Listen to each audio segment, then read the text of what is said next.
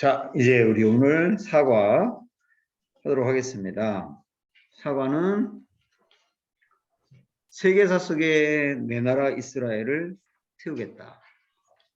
이렇게 나가죠. 자,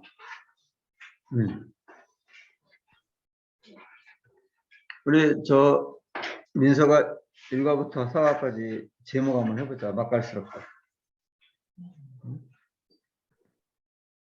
구약 이야기로 화학 빼뜨려. 아담. 구약 목록, 그지? 구약. 이야기를 왔겠더라.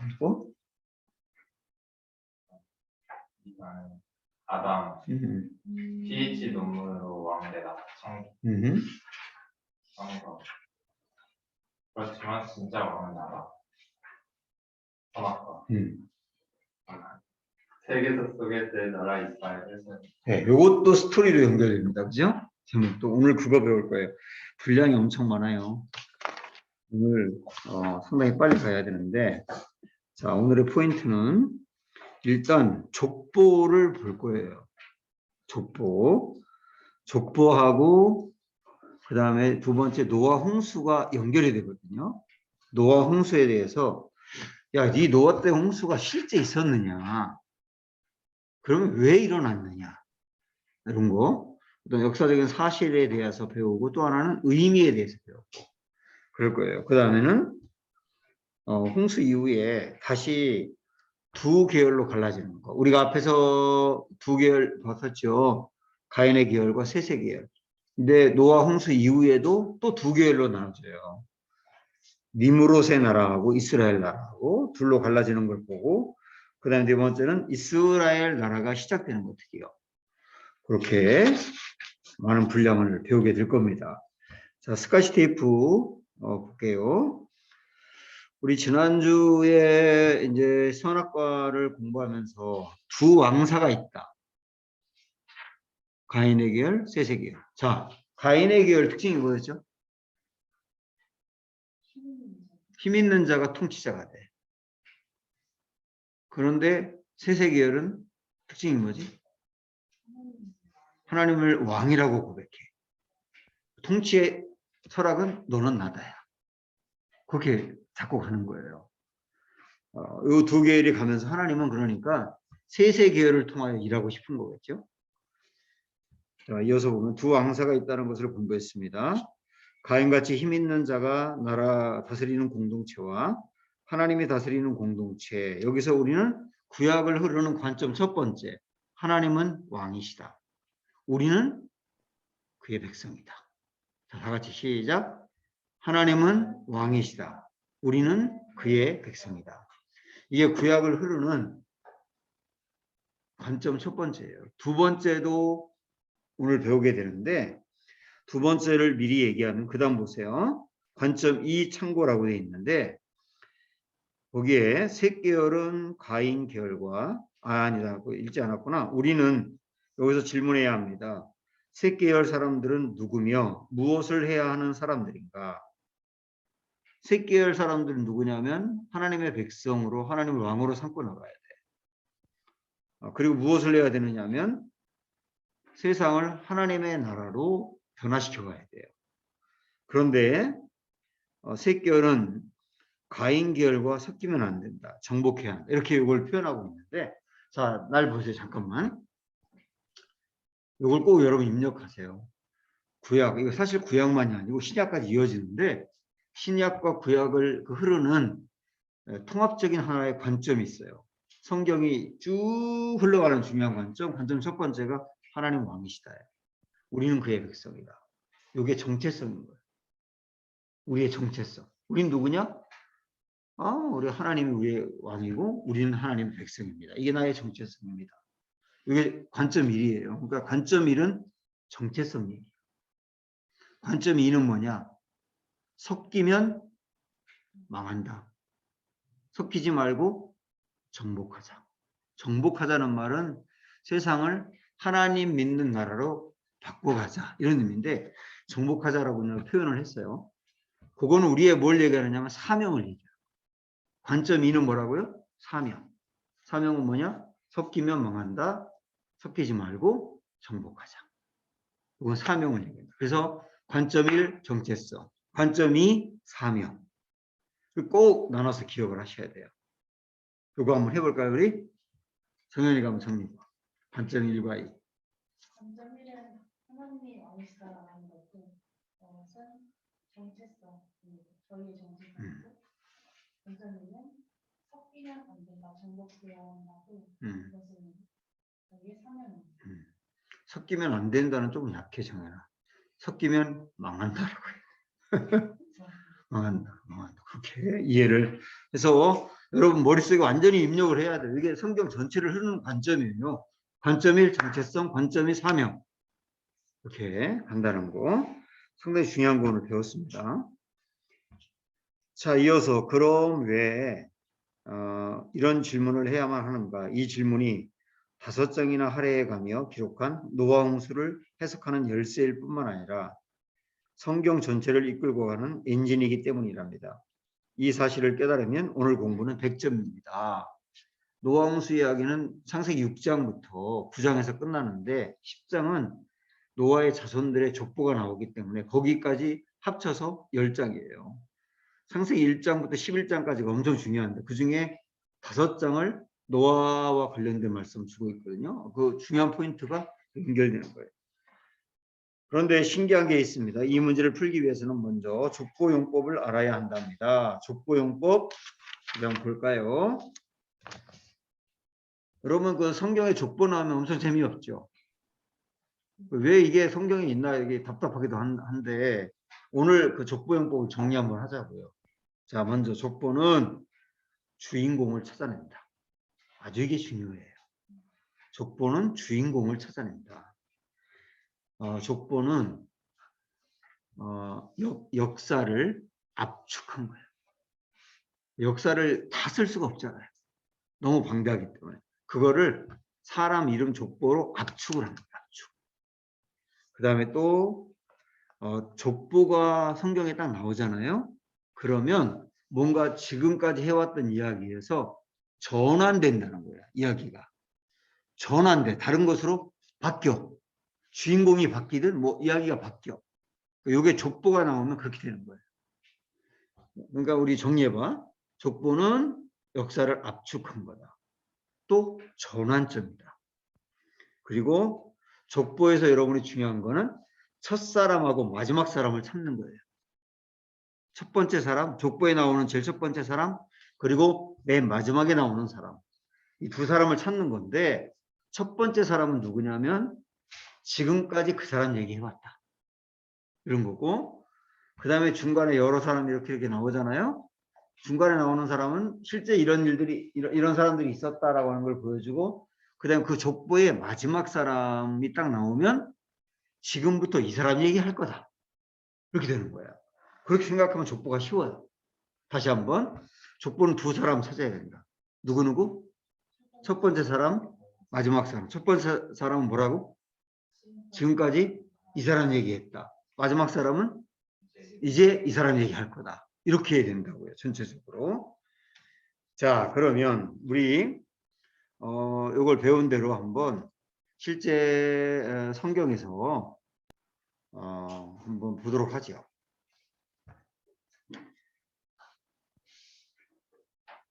창세기 5장 한번 여러분 성경 펴보세요.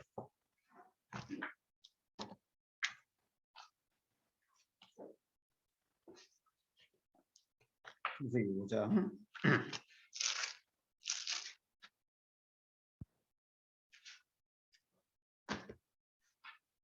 거기 족보가 딱 나오면 두 사람 찾으라고 그랬지. 첫 번째 5장의 제일 먼저 누가 나오지? 아담. 아담의 계보를 적은 책이니라 이렇게 나오죠. 그러면 지금까지는 아담 얘기를 해왔다는 거지 결국은. 그리고서 쭉 한번 넘겨보면 중간에 사람 이름이 엄청 많이 나오죠. 쭉쭉쭉 가서 5장 맨 끝에 누가 나와요? 노아가 나와요. 맨 마지막 절 32절에. 그러면 이제부터 누구 얘기할 거야? 응? 셈업 야벳 얘기 나오고 5장 맨 끝에 보면 누구 이름이 나와? 또 노아가 나오지. 그럼 앞으로는 누구 얘기할 거야? 노아 얘기할 거야. 그리고 6장부터 노아 얘기가 나옵니다. 요거를 한번 정리해 볼까요, 우리? PPT로. 자, 이렇게 여기 족보에 보면 누가 누굴 낳고 계속 나오죠? 요거는 어떤 사실, 이 사람이 실제 존재했었고 그랬었다는 사실을 사람 이름으로 표현한다. 압축해가지고. 자, 그런데 우린 족보가 나오면 두 사람을 찾자 그랬어요. 첫 번째 나온 사람이 아담이었죠. 아담이고 마지막 사람은 노아였죠. 그러면 아담 이야기를 보면서 지금까지는 아담 이야기에 왔다. 아담 이야기는 창조 이야기. 그 다음에 앞으로는 노아 이야기인데 노아와 관련된 이야기는 홍수 이야기겠죠. 홍수 이야기 한다. 이게 아담의 족보인 거예요. 이해가 되죠? 자, 그러면 이제 우리 성경으로 10장 가보세요. 10장. 창세기 10장. 그러면 창세기 10장은 맨 먼저 누가 나와요? 노아. 그러니까 지금까지는 누구 얘기한 거야? 노아 얘기한 거예요. 그리고 노아의 자손, 셈과 함과 야벳의 후손들 얘기가 쭉 나와요. 그죠? 11장의 중간에 앞부분에 바벨탑 쌓는 이야기를 나오다가 또 넘어가면 또 다시 셈의 족보가 쭉 나와. 10절부터 11장. 그러다가 29절 보면 그 유명한 누가 나와요? 아브람이 나와요. 아브람. 그리고 아브람이 누굴 낳았다는 얘기가 이제 안 나오지. 그러니까 이 아브람에서 딱 끝난 거지, 족보가. 그러면 지금부터 누구 얘기할 거야? 아브람 얘기할 거야. 그리고 12장부터 아브람 얘기 나옵니다. 이렇게 이해가 금방 되죠? 이것도 한번 정리해봐요. 그러면 여러분 하는 대로. 자, 10장에도 누가 누구 낳고 나와요. 맨 첫 번째 사람 누구였다고? 응? 노아였어요. 그리고 맨 마지막 사람은 아브람이었어요. 그럼 지금까지 노아 얘기는 무슨 얘기였어? 홍수 이야기였어. 그럼 아브람 이야기는 무슨 이야기일까? 이스라엘 이야기를 하는 거죠. 이스라엘이라고 하는 나라가 탄생하는 이야기. 요게 흐름이에요. 이스라엘 이야기를 한다. 요게 이제 노아의 족보가 되는 거예요. 예, 여기까지.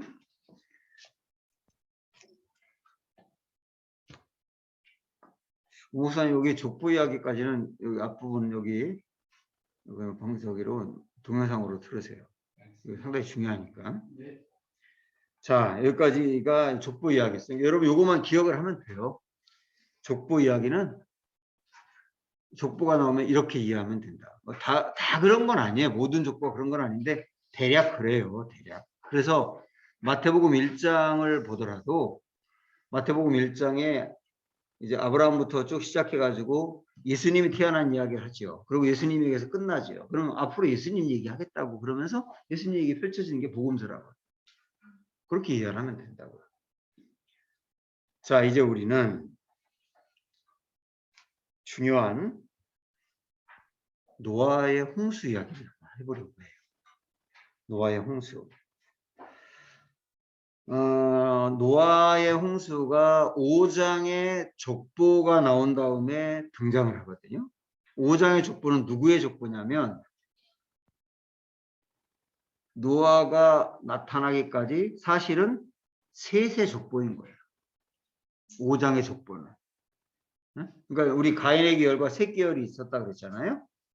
셋 계열의 족보를 5장에 사실 이야기한 거예요.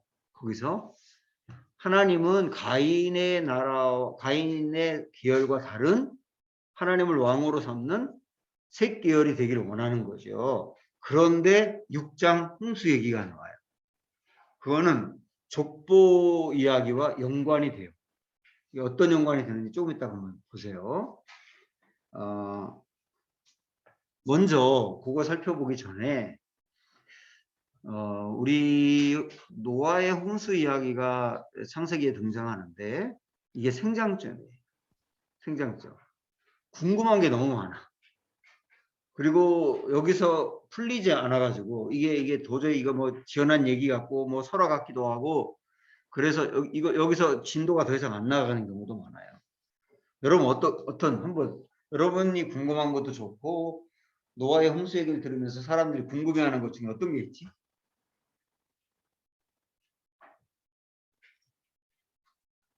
그 공창에 관련해서 그 전에는 비가 오지 않았고 홍수 후에는 비가 오고 그런 거 이따가 얘기할 거예요. 공창이 또 홍수와 관련해서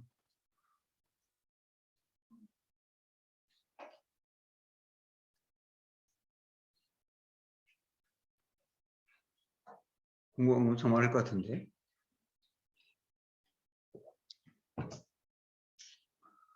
과연 그 엄청난 비가 진짜 내릴 수 있느냐? 이런 거 궁금하지 않아요?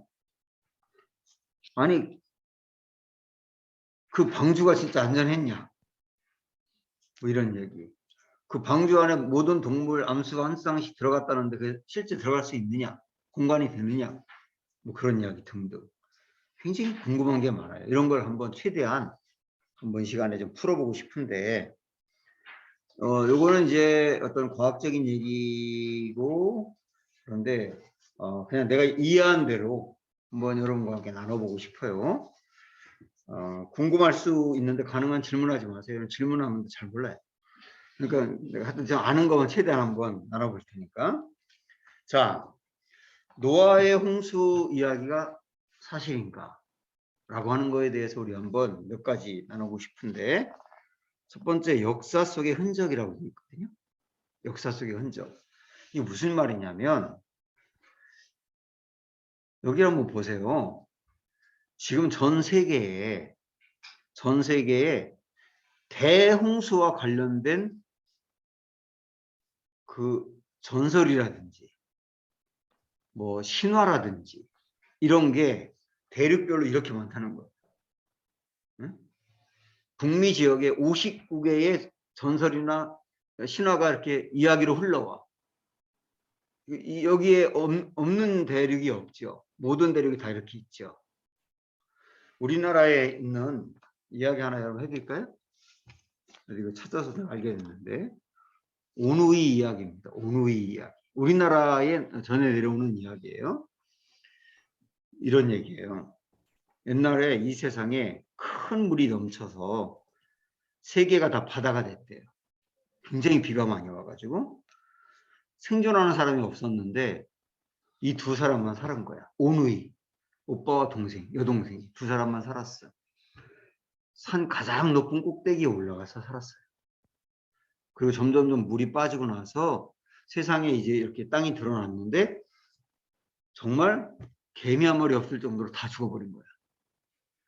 그리고 이 두 사람이 생각을 한 거예요. 이러다가 이 세상이 완전히 멸망하겠구나. 사람이 없으니까. 그럼 우리가 종족을 이어가야 될 텐데 오누이라고 오빠와 여동생이라고 그렇게 우리가 종족을 이어갈 수는 없다. 어떻게 하는 게 좋지? 우리가 이어가지 못하면 세상이 끝인데. 그래서 두 개의 봉우리, 높은 봉우리로 이쪽에는 오빠가 이쪽에는 여동생이 각각 높은 봉우리 위로 올라가서 오빠가 그 바위를 하나 밑으로 굴리고 동생이 또 바위를 밑으로 굴렸어요.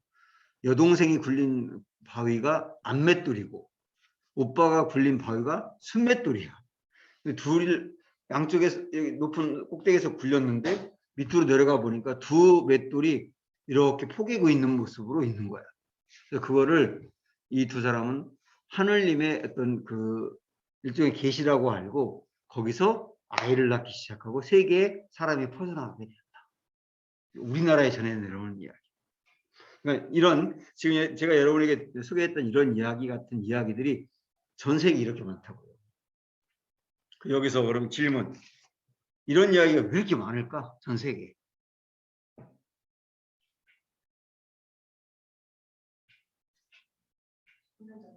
응? 그 전해져 내려오니까 많겠죠. 그럼 왜 전해져 내려왔을까? 이런 얘기가? 본 사람들. 잘 생각을 해보세요. 물론 신화와 전설이지만 이런 신화와 전설이 포인트는 뭐냐면 엄청나게 많은 비가 내려서 등등등 이렇게 나가는 이야기거든요. 그런 얘기가 많은 이유가 뭘까?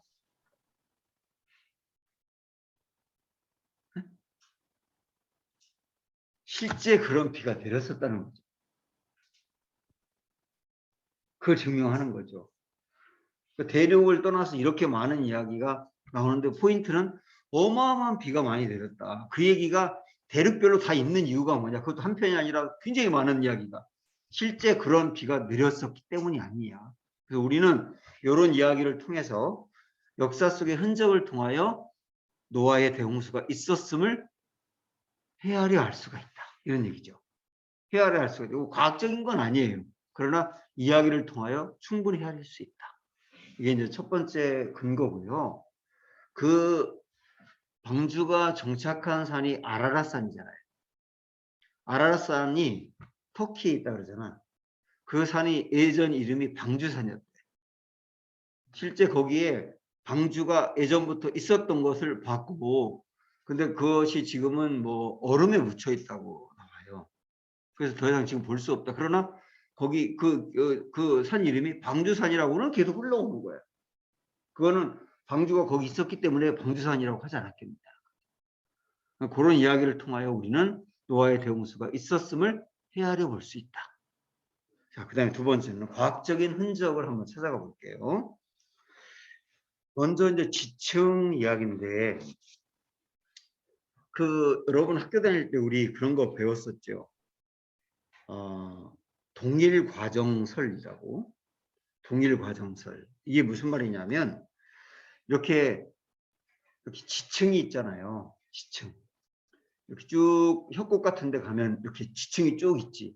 이 지층이 어떤 동일한 과정을 겪으면 그렇게 만들어졌다라고 하는 게 동일과정설인데, 요거를 여러분 보시면 알 거예요. 여기에 오랜 세월의 지층 예상도인데, 이거는 여러분 학교에서 배운 건데, 여기 퇴적이 되고, 그 다음에 퇴적됐던 게 이렇게 침식이 되면서 깎였어. 그리고 또다시 그 위에 퇴적이 쌓였어. 그리고 또 깎였어. 또 퇴적이 되고, 또 깎였어. 그러니까 이런 과정들을 거치면서, 지층이 어떻게 만들어졌다고 보느냐면, 여기 톱니바퀴처럼 이런 식으로 다 만들어졌다고 예상을, 주장을 하는 거죠. 그래서 실제 이제 이 지층을 연구하는 사람들은 온 세상의 지층은 굉장히 오랜 기간 동안, 수억 년 동안 내지는 뭐 수천만 년 동안 퇴적 침식이 반복되면서 이런 모양으로 형성된다. 이렇게 이제 얘기를 하죠. 그러면서 그 지층을 연구하면서 12개로 그걸 나눴고, 크게 뭐 고생대, 중생대, 신생대를 이렇게 나누고, 고생대에도 3개, 중생대에도 4개, 4개, 4개. 해가지고 12개잖아. 뭐 캄브리아기 이런 거. 고생대 캄브리아기, 중생대 주라기의 공룡이 나타나 있었다. 뭐 이런 거 우리 옛날에 배웠잖아요. 그렇게 12개의 지층으로 구분할 수 있다. 이렇게 배웠어요. 그런데 실질적으로 어디에도 이렇게 주장하는 것처럼 12개의 지층을 갖고 있는 데가 없다는 거예요. 그래서 이렇게 지지를 이렇게 층별로 나눴던 것도 하나의 그냥 진화론처럼 이론이다. 그럴 것이라고 하는 이론이다. 이게 이제 오랜 세월의 지층 예상도예요. 자, 그런데 실질적으로 실제로 관찰하는 지층의 모양은 어떻게 되느냐면 이렇게 퇴적이 되잖아요. 그리고 또 퇴적이 되고 퇴적이 되면서 실질적으로는 일자형이라는 거예요. 지층을 보면 이렇게 막 톱니바퀴처럼 된 게 아니라 실질적으로 이렇게 협곡 같은 데를 보면 이런 형태로 되어 있다. 이런 형태로. 조금 있다가 우리 그랜드 캐니언 한번 사진을 볼 텐데 어떤 모양인지 잘 보세요. 그랜드 캐니언이 대표적이거든요. 그래서 이렇게 일자로 되는 것은 급속도로 뭔가가 쌓이고 또 일순간에 확 쌓이고 이런 식으로 해서 지층이 형성된다. 이게 이제 동일과정설에 대항해서 대격변설이라고 말을 해요. 세상에 대격변이 일어났을 때 뭐 이것들이 한꺼번에 쌓이고 또 한꺼번에 쌓여서 이런 일이 일어나. 그래서 우리는 실제 모양이 이런 것을 통하여 대격변, 굉장한 홍수가 있었음을 예상할 수 있다. 요 얘기죠. 포인트는. 자, 여기 여러분 세인트 헬렌 산이라고 하는 이 미국의 시애틀에 있는 산인데요. 이 산이 1980년도에 화산 폭발을 했어요. 화산 폭발. 그래가지고 엄청난 화산 폭발이었는데 이게 그 2차 대전 때 일본의 히로시마에 투여된 원자폭탄의 34,000배의 우력이었대요. 위력이. 엄청난 폭발이었죠. 그래서 화산 폭발하면 자갈, 모래, 토사, 물 같은 것들이 확 위로 올라오잖아요. 엄청난 양이 올라온 거예요. 그게 이렇게 쏟아져 가지고 북쪽에 있는 강을 막은 거예요. 그 북쪽에 있는 강, 거기가 이렇게 강이 쭉 흘러가는데 출구를 막아버린 거예요. 그럼 어떻게 됩니까? 출구가 막히니까 물은 계속 올라오는데 출구가 막히면 사방에서 뚝뚝이 터지겠죠. 그래가지고 여기서 엄청난 물들, 뭐 거기에 뭐 토사 같은 게 섞여가지고 쫙 흘러갔거든요. 쫙 흘러갔는데 흘러가서 여기에 나오는 요 모양 있잖아요. 여기 읽어보면 이렇게 하루 만에 형성된 계곡은 느린 침식에 의해 계곡을 형성한다는 전통적인 이론에 의문을 갖게 한다.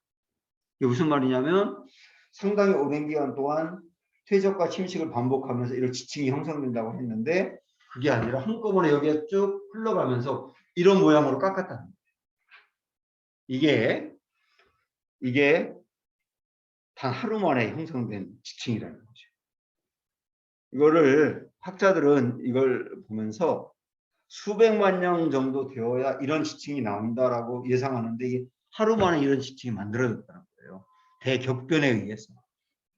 이거를 기억하시고 그 다음에는 자 이번에는 또 여기 이 산에서 나온 막 많은 분출물들이 이렇게 쌓이기 시작한 거예요. 한 군데. 이 화산이 폭발하면서 이렇게 올라온 것들이 강을 막기도 했지만 또 이렇게 쌓여가지고 산같이 만들어진 거예요.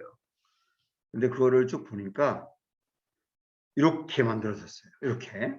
이렇게 만들어졌는데 이걸 보면 이거 학자들이 볼 때는 이게 수십만 년 정도 되어야 이런 지층이 만들어진다고 하는데 이게 단 2달인가 만에 만들어진 거예요. 그런데 여기 여러분 보시면 실질적으로 이걸 학자들이 연구를 한 거거든요. 여기가 1980년 5월 18일 날 요만큼 쌓이고요. 그 다음에 5시간 만에 7.5m가 쌓인 거예요. 5시간 만에. 그리고 여기에 또 2달 정도 있다가 2년 정도 있다가 이렇게 또 쌓여가지고 실제 밑에서부터 위에까지가 2년도 채 안 돼가지고 만들어진 거거든요. 이거는 수십만 년 되어야 만들어진다고 하는 게 실제 이렇게 2년도 안 돼서 이렇게 만들어졌다는 거예요. 그러니까 이걸 보면서 대격변이 일어날 때, 홍수 같은 대격변이 일어날 때 얼마든지 이런 모양이 금방금방 만들어지는 거다. 그걸 통하여 노아의 홍수가 실제 있었음을 우회적으로 증명할 수 있다. 이번에는 내가 들리는 거 이해가 되세요, 여러분? 대략 이해가 되죠? 우리 그랜드 캐니언 내가 이거 갔다 왔거든요. 2년 전에. 사진도 찍은 게 내 프사에도 있는데 여기 그랜드 캐니언 쭉 보면 여러분 잘 보면 이 지층이 이렇게 쭉 이렇게 모양 보면 저런도 보세요. 거의 일자로 쫙 돼 있어요. 이렇게 거기 가보면 너무 명확해. 딱 보기만 하면 대부분 그냥 그물그물 것 같아. 근데 원래 학자들은 이렇게 이 모양으로 이게 심하게 이렇게 된다고 했거든요. 지층이 다. 근데 그게 아니라 실제 보면 쫙쫙 가 있어요. 이게 거의 일자예요. 그래서 원래는 요 그랜드 캐니언을 보면서 일반 학자들은 여기 보세요. 여기도 쭉 굉장히 길죠. 위에서 밑에까지 막 1km도 넘어요. 여기서 떨어져서 죽은 사람도 있잖아. 이 사람은 밑에 떨어지기 전에 죽었을 거야. 엄청나게 높은, 이것도 위에서 보면 다 일자로 돼 있어요. 밑에 흘러가는 강이 콜로라도 강인데, 요 강들이 계속 흐르면서 이걸 계속 깎았다고, 그래서 이런 모양이 나왔다고 원래 예상을 했는데, 그런데 1964년도에 미국 지질학회에서 이런 침식에 의해서 깎인 게 아니다라고 공식적으로 발표를 했거든요. 그래서 지금은 그렇게 얘기하는 사람이 없다는 거예요. 이게 이 그랜드 캐년 같은 경우는 실질적으로는 엄청난 그 것들이 한번 쌓이고 그 위에 또 쌓여서 순식간에 이렇게 형성된 것으로 오히려 보고 있다. 그리고 이것이 노아의 홍수를 증명하는 길이기도 하다. 근데 이 중에 하나가 또 뭐가 있냐면 그랜드 캐년 맨 위에 맨 위층에서 그 조개 화석이 그렇게 많이 나왔어요. 조개 화석. 그럼 여러분 생각을 해보세요. 조개 화석이 그 이렇게 그랜드 캐년 위쪽에 나왔다는 것은 그 위까지 뭐가 있었다는 뜻일까? 물이 있었다는 거죠. 그렇죠. 그래서 물이 이 높이, 엄청난 높이까지 올라왔었다는 것을 보면서 엄청난 홍수가 있었던 게 분명하다. 이렇게 이제 보는 거예요. 그게 하나의 노아 홍수를 증명하는 길이다. 이렇게 볼 수 있고, 두 번째는 여러분 책에는 화석이 먼저 나오는데 석탄을 먼저 볼게요. 학교에서도 요거를 배웠을 텐데 석탄이 형성되는 것은 이렇게 숯 같은 것도 만들 때 보면 공기가 차단되어야지 숯이 만들어지거든요. 그 다음에 열과 압력이 있어야 되고, 석탄은 나무 껍질로 만들어지고, 석유는 동물들이 이렇게 거기에 묻혀가지고 만들어진다. 보통 그렇게 알고 있었는데, 동물이든 식물이든 석탄이 되기도 하고 석유가 되기도 한대요. 실질적으로 다시 이제 연구에 의해서. 자, 그런데 요걸 보면 동일 과정설, 아까 얘기했던 상당히 오랜 기간 동안 이렇게 비슷한 과정을 겪으면서 이렇게 뭔가 이렇게 지층이 형성됐다고 하는 사람들은 지층 얘기만 한 게 아니라 석탄 얘기도 했거든요. 석탄은 늪지대나 습지대 같은데 나무들이 가다가 껍질이 벗겨지고 그러면서 그게 쌓이고 또 쌓이면서 나중에 압력이 생기고 그 위에 열이 생기면서 상당히 오랜 기간 동안 이런 과정을 겪으면 석탄이 됐다. 이렇게 주장을 하거든요. 그런데 실질적으로 석탄이 나오는 지역을 봤더니 늪과 습지대만이 아니고 전혀 다른 지역에서도 석탄이 어마어마하게 많이 나온다는 거예요. 그걸 어떻게 보느냐 하면 그래서 한순간에 많은 나무들이나 짐승들이 떠밀려 가다가 딱 거기에 어딘가에 묻히면서 그 위에 토사가 또 위에 쌓이고 그러면서 거기에 나중에 지나서 석탄이 만들어진 게 아니냐. 이렇게 보는 경우가 상당히 많아요. 그러니까 늪과 습이 아닌데도 그런 게 만들어졌다는 것은 이게 쭉 흘러가다가 한 군데 매몰되었다. 이렇게 본단 말이죠. 이걸 통하여서 석탄을 통해서도 어떤 홍수가 있었던 것이 아니냐라고 예측할 수 있다는 거. 그리고 이번에는 화석을 보면요. 화석도 여러분 배웠잖아요. 유기체가 이렇게 위에 어떤 일로 인해서 매몰되잖아요. 그럼 그 위에 묻혀서 죽게 되다가 나중에 이게 바위 같은데 이렇게 모양이 새겨지잖아요. 이게 화석이잖아요. 이렇게 되는데 이 화석들 지구상에 물고기 화석들을 보니까 자, 여기 잘 보면 일반 동일 과정설 같은 데는 물고기 화석이 나오면 이게 물고기들이 막 이 사망에서 논일다가 이제 죽었기 때문에 어떤 물고기는 이쪽 방향으로, 어떤 물고기는 이쪽 방향으로, 막 이렇게 어떤 물고기는 이쪽 방향으로 흘러가고 그래서 이게 전혀 질서가 없다 그랬는데 실질적으로 많은 화석들이 이렇게 물고기 화석들을 보니까 이게 한 방향으로 이렇게 흘러가더라고요. 한 방향으로. 흘러간다는 것은 뭐냐면 이쪽으로 이 물고기들이 대거 쭉 흘러가다가 거기서 화석이 딱 됐다는 거예요. 화석이 됐다는 것은 거기서 뭔가 토사나 이런 게 그 물고기 위에서 쭉 누르면서 거기서 그냥 그대로 죽었다는 얘기죠. 근데 그게 한 방향이더라고요. 한 방향. 그쪽으로 흘러갔다는 거죠. 그걸 통하여 뭔가 엄청난 물살에 의해 흘러갔다는 것을 알 수가 있고, 요거를 보면 더욱더 분명한데요. 여기 잘 보면 이게 이제 화석이거든요. 발견돼. 근데 얘 위에 있는 애 보면 그 속에 물고기 먹은 게 있죠. 보이죠? 그 밑에는 어떤 모양이냐면 잡아먹던 거에 그대로 되어 있죠. 잘 보세요. 여기 꼬리가 보이잖아요. 입쪽에. 그러니까 저 위에 거도 그렇고 밑에 거도 그렇고 물고기를 먹다가 하나는 삼키기도 하고 하나는 입에 넣기도 했는데 그 즉시 죽었다는 거예요. 응? 그 즉시 죽었다. 그러면 얘들이 뭐 병 걸려 죽었을 리는 없을 거 아니에요. 열심히 먹다가 죽었는데 이게 그 순간에 뭔가 확 그 순식간에 이걸 덮쳐가지고 죽는 그런 일들이 있었지 않느냐. 이런 화석들이 엄청 많다는 거예요.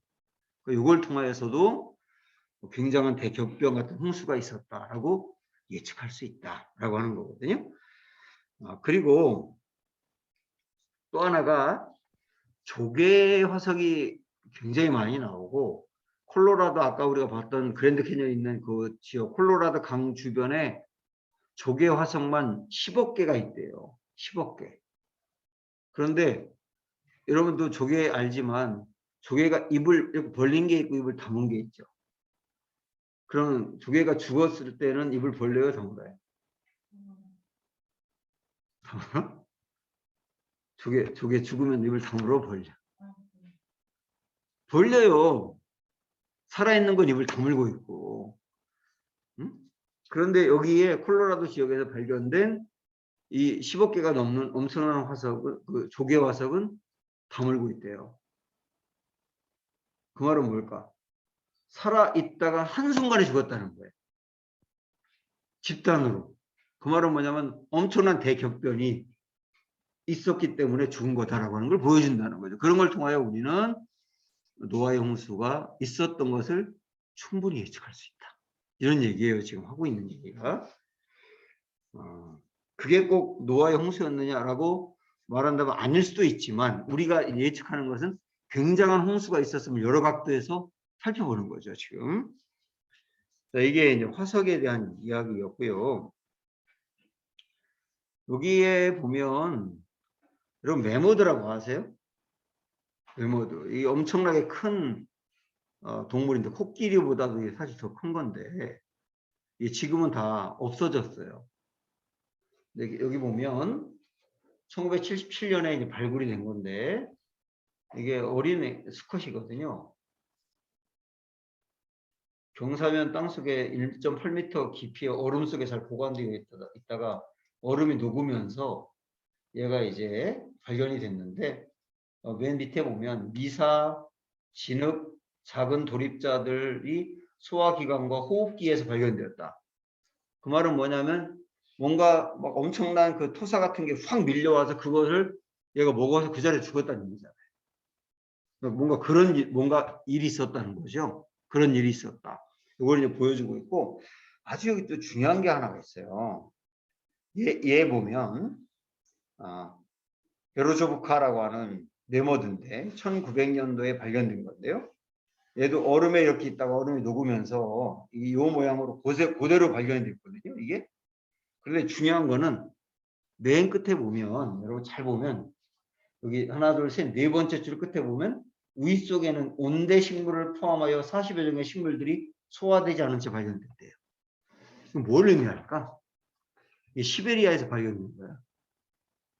시베리아 지역에서 발견됐는데 온대 식물을 먹고 소화가 안 시킨 상태로 그대로 그냥 이게 얼음에 묻혀 있다가 발견된 거예요. 근데 먹은 식물이 온대 식물이었다는 게 포인트입니다. 그 말은 뭘 의미할까?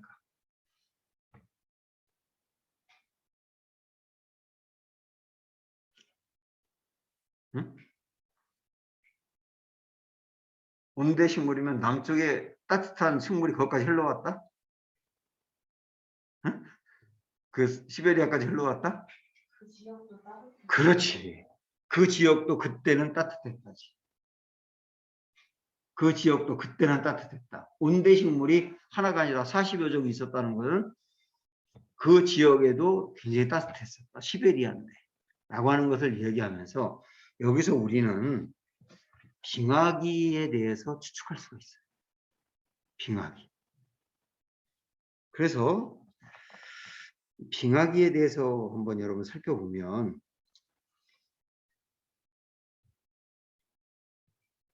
홍수 전에는 대홍수 전에는 시베리아에도 아열대 온대 식물이 있었다고 하는 것은 거기도 온도가 굉장히 따뜻했다는 걸 얘기하죠.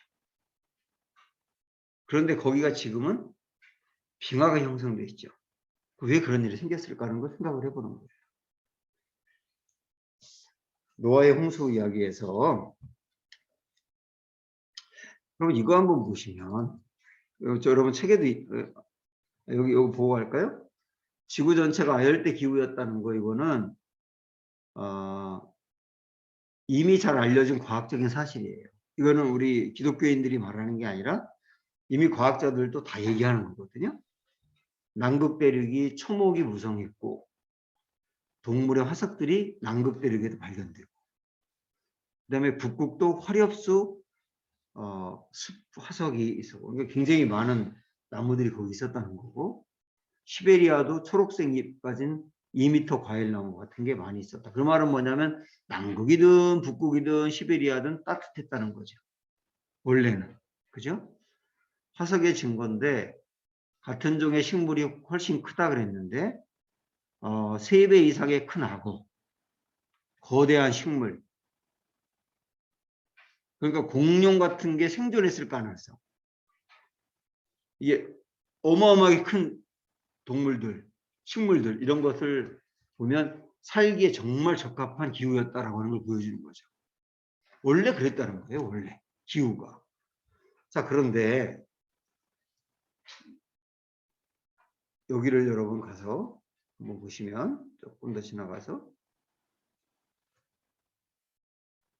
굉장히 중요한 게 있어요. 여기 홍수 이야기를 창세기 7장 11절에서 하면서 여러분 책에도 나와 있죠. 잘 보세요 한번. 노아가 600살 되던 해 둘째 달 그 달 열 일의 날이라 그날에 두 가지를 잘 보세요. 하나는 큰 기품의 샘들이 터졌다. 또 하나는 하늘의 창문들이 열렸다. 이게 이제 홍수 때의 모습을 설명을 하고 있는 거예요. 자 그러면 여기서 여러분들이 한번 예상을 해보세요. 큰 기품의 샘들이 터졌다가 뭘까?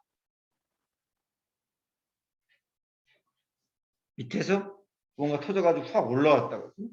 이것이 온 지구상에 홍수가 일어나면서 화산 폭발이 됐을 것을 얘기하는 거예요. 그죠? 큰 기쁨의 샘들이 터졌다가 화산 폭발. 그 다음에 하늘의 창문들이 열렸다라고 하는 것은 아까 그 민서가 얘기했던 궁창에 물층이라고 하는 게 있었는데 물층이 터진 것을 말하는 거예요. 그 두 가지. 엄청난 화산 폭발, 그 다음에 물층이 터진 거. 요 두 가지로 여러분 한번 보시면 자 기품의 샘이 터졌다라고 했는데요. 엄청난 화산 폭발을 하면 밑에서 화산 폭발했을 때 올라오는 그 화산재들이 있죠. 그 화산재들이 쭉 위로 올라가 가지고 태양을 가로막아요. 태양을. 그래서 태양의 빛들이 이렇게 지구로 내려오는 게 아니라 그거에 막혀 가지고 반사돼 그대로 올라가요. 실제적으로 인도네시아에서 옛날에 굉장히 큰 화산 폭발이 있었는데 그것 때문에 동남아 지역이 3년 동안 엄청 추웠대. 동남아가 더운 나라인데 그게 태양을 막은 거예요. 그러니까 밑에서 기품의 샘들이 터짐으로 인해서 뭔가 태양의 그 빛을 막으니까 불가피하게 세상이 어떻게 되느냐면 빙하기가 될 수 있는 거죠. 얼마든지 빙하기가 충분히 뭐 세상이 긴 기간 동안 햇빛이 차단되니까 빙하기가 될 수 있다. 그래서 빙하기의 근거를 충분히 그렇게 볼 수 있다는 거죠. 그 다음에는 빙하기가 되면서 이렇게 날씨가 엄청나게 추워지면 몸집이 큰 동물일수록 금방 죽어요. 그래서 어마어마하게 큰 매머드 같은 그런 동물, 여기도 공룡도 여기에 포함할 수 있다라고 보거든요. 이런 것들이 소멸돼 버린 거죠. 빙하기와 함께. 그렇게 예상을 충분히 할 수 있다라고 하는 거고, 그때 그 엄청나게 많이 소멸한 그 동물들의 유기체들이 석탄, 석유로 이렇게 나올 수 있다. 이렇게 보는 거예요, 충분히. 그 다음에는 자, 밑에서 화산 폭발이 되므로 그런 빙하기가 일어날 수 있다라고 하는 걸 우리가 봤죠. 이번에는 하늘의 창들이 열렸다라고 하는 건 아까 얘기한 대로 물층이 파괴된 것입니다. 이것도 계속 화산 폭발에 의해서 영향을 받았을 수 있거든요. 물층인데 여기 여러분 보시면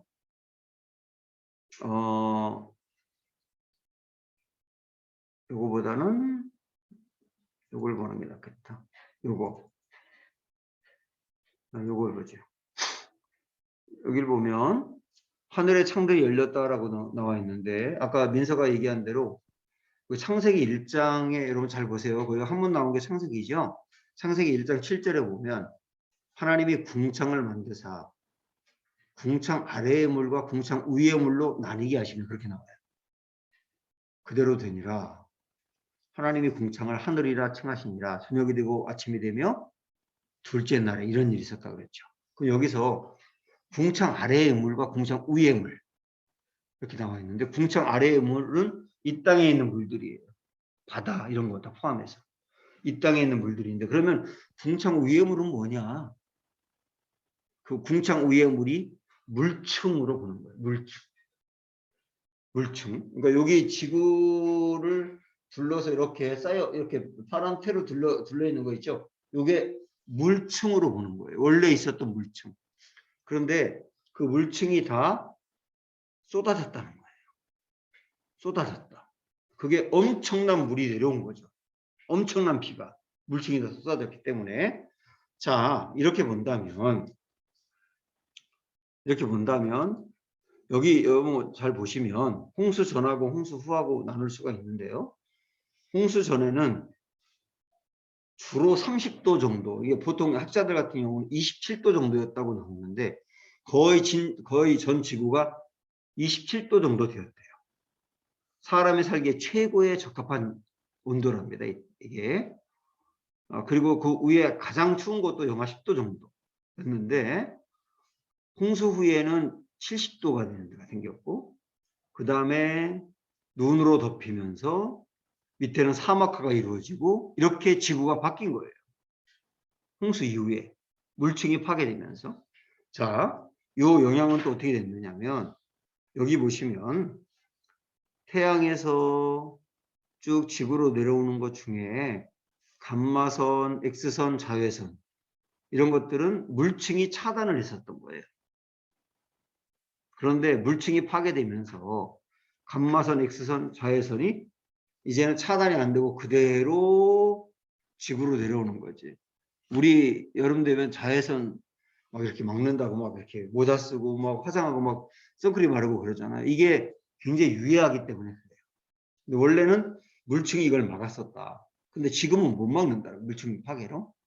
그 다음에 밑에 가시광선, 원적외선, 마이크로파 이런 것들은 사람에게 굉장히 좋은 건데 이거는 그대로 통과가 되도록 됐었다는 거예요. 지금도 원적외선 같은 거 이런 거 찜질방 가면 막 그런 거 원적외선 들어가고 그러잖아요. 이 사람에게 몸이 좋으니까. 그래서 이렇게 물층에 의해서 최적의 온도, 그 다음에 최적의 좋은 것들이 사람에게 내려오면서 여기 보시면 여러분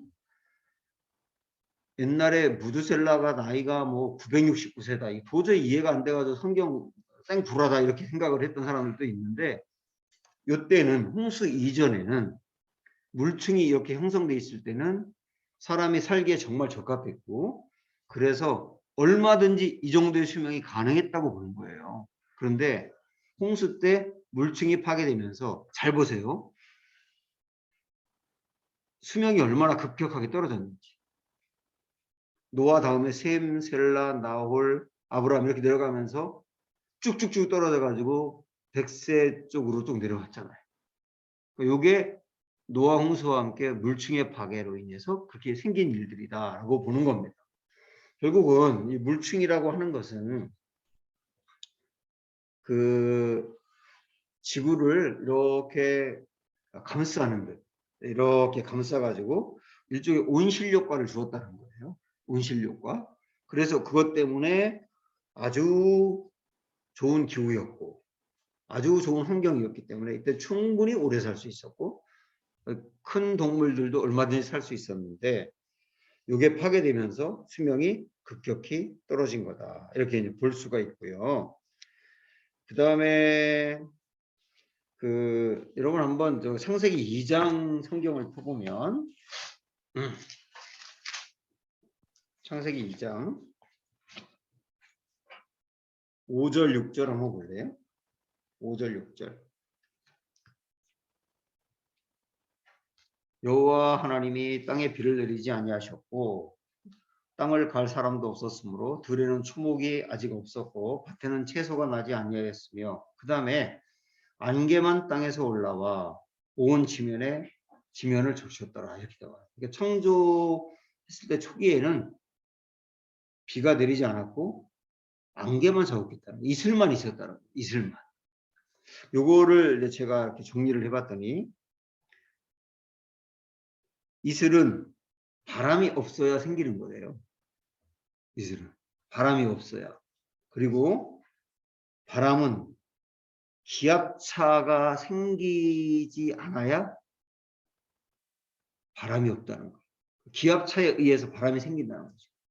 그리고 기압차는 온도차 때문에 생긴다는 거예요. 그러니까 이렇게 역으로 추적해 보면 이 온도차가 많을 때 기압차가 생기고 기압차가 많을 때 바람이 생기게 되고 바람이 생기면 이슬이 없어지는 거예요. 근데 온 지면에 이슬만 있었다는 거는 그때는 바람이 안 불었다는 거고 그거는 기압차가 없었다는 거고 온도차가 없었다는 것을 말한다. 원래 처음에 만들었던 창조 때 모습은 그랬었다. 이게 최적의 환경이었다고 하는 거예요. 그래서 수명도 그렇고 이런 게 얼마든지 가능했다. 이 모든 것들이 홍수에 의해서 파괴된 거다. 그래서 수명도 줄어든 거다. 이렇게 이제 우리가 정리를 할 수가 있는 거예요. 여러분 어느 정도 정리가 되는지 모르지만 여기 우리가 필요한 내용들을 한번 봤고요. 그 홍수와 관련해서 그런 몇 가지 더 궁금한 게 있을 수 있어서 몇 가지 더 이야기를 하면 방주의 크기 한번 보실래요? 이게 방주를 무용한 건데요. 방주의 크기는 성경에 보면 이렇게 나와요.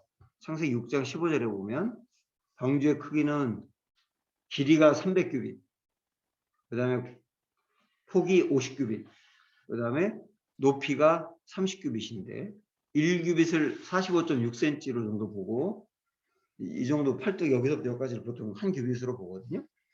50cm 정도로 보기도 하는데 여기 정확히 이제 45.6이라고 하면 길이가 얼마냐면 방주의 길이가 138m인 거예요. 방주의 길이가 138m, 폭이 24m, 높이가 14m 이렇게 되거든요. 14m면 아파트 몇 층 정도 되냐면 5층 정도 될걸? 한 층에 3m 되니까. 그러니까 아파트 5층 정도 높이의 방주였던 거예요. 그것도 길이가 138m. 요거를 축구장하고 비교했더니 축구장이 이렇잖아요. 방주가 이렇게 훨씬 더 길어요. 근데 그것도 높아. 그래서 요 정도 크기였다는 걸 여러분 생각을 하면서 과학자들이 과연 방주 안에 모든 동물들이 암수 한 쌍씩 들어갈 수 있을까? 이렇게 생각을 해본 거예요. 그런데 온 지구상에 동물들이 17,600쌍이 있대요. 17,600쌍. 그러면 17,600쌍이니까 마리로 따지면 그 배니까 35,200마리라고 보는 거예요. 암수 종류 2마리씩만 데려왔을 때. 그런데 모든 동물들의 평균이 양이래, 양. 양이 평균이래요. 그러면 양이 35,200마리가 거기 들어가면 돼. 그러고서 요거 그 방주의 면적하고 양을 이렇게 비교했더니 양을 그만큼 다 35,200마리를 집어넣고도 3분의 2 정도가 남는다. 3분의 2 정도의 먹을 걸 넣을 수 있고 물도 넣을 수 있는데 하나님이 역사하시면 동면할 수도 있는 거잖아요. 상당히 많은 짐승들은 얼마든지 동면할 수도 있고 이제 그렇기 때문에 그래서 방주의 이 크기로는 충분히 들어간다 라고 하는 걸 일단 입증을 한 거예요. 또 하나 그러면 인구로 본다면 현재 세계 인구가 얼마쯤 되는 미세요? 70억 정도 돼요. 70억 명 현재. 자 그럼 여기서 생각을 해보는 거예요. 이 통계를 보면 1년에 0.5%씩 증가한대요. 인구가. 그러면 어떤 세계 과학자들이나 이런 사람들이 지구의 나이를 400만 년 정도 보거든요. 인류의 나이를. 지구의 나이는 뭐 몇 억 년 정도 보고 인류의 나이, 사람이 살기 시작한 거예요. 그럼 그때부터 0.5%씩 늘어났다고 하고 노아의 홍수 같은 게 없었다고 하면 노아의 홍수 다 죽었잖아요. 그런 게 없었다고 하면 지금 이 세상에 사람이 이렇게 살 수가 없다는 거 너무 많아가지고 인구가 도저히 불가능하다는 거예요.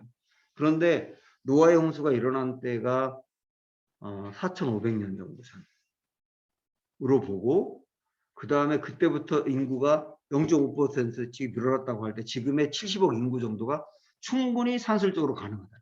이렇게.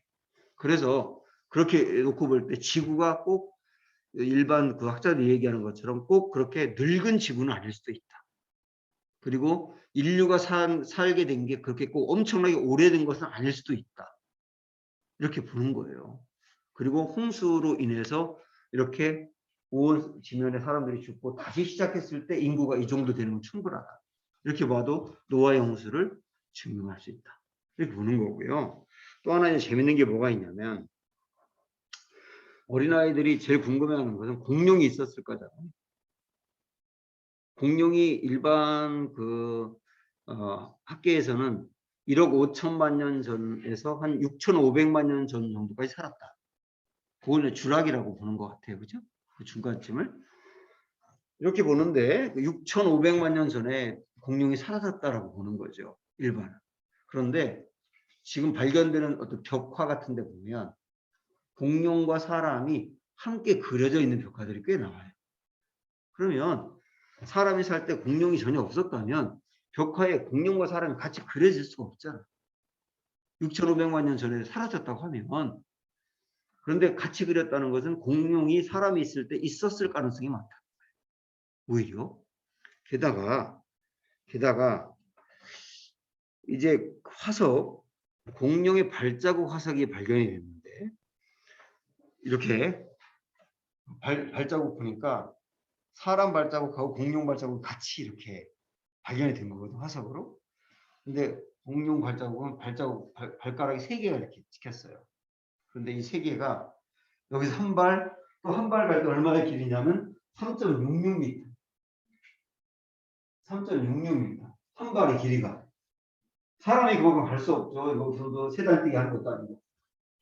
그거는 공룡이 실제 사람이 살았을 때 있었을 가능성을 증명한다는 거예요. 그 동물이, 그 공룡이 노아의 홍수 때 빙하기가 생기면서 그 다음에 묻히거나 사라졌을 거다. 이때로 본다는 거죠. 그러니까 일반 학계에서 얘기하는 거하고 상당히 이제 차이가 있다라고 하는 걸 볼 수 있고. 근데 이런 얘기들 여러 가지를 종합할 때 노아의 홍수 사실이었나? 충분히 사실이었다고 할 수 있다. 이렇게 결론을 내릴 수 있는 거예요. 네, 여기까지 일단은. 아까 얘기했죠. 질문하지 말라고 변호사가 물은다고. 5분 정도 잠깐 쉬었다가 그럼 왜 홍수가 일어났나요? 라고 하는 것 들어가도록 할게요.